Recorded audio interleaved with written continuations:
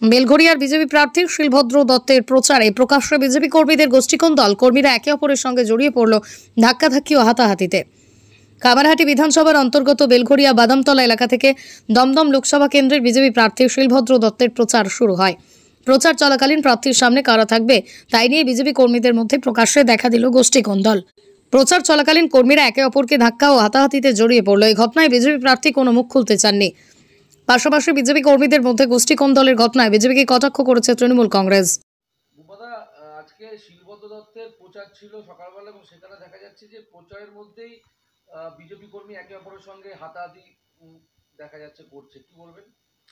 দেখুন, প্রথম হচ্ছে বিজেপির সম্বন্ধে কি আর বলবো।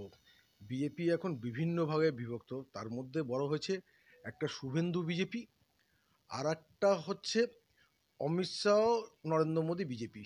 এখন কোন বিজেপির কথা আপনারা বলছেন এটাই বুঝতে পারছি না। মানে এটা নিয়েই আমরা কনফিউজ যে কোন বিজেপির কথা বলছেন।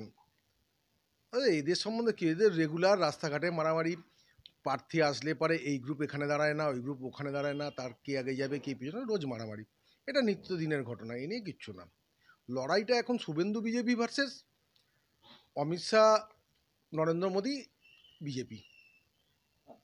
আপনার নাম? দিব্যেন্দু চৌধুরী, খড়দহ শহর যুব তৃণমূল কংগ্রেস সভাপতি।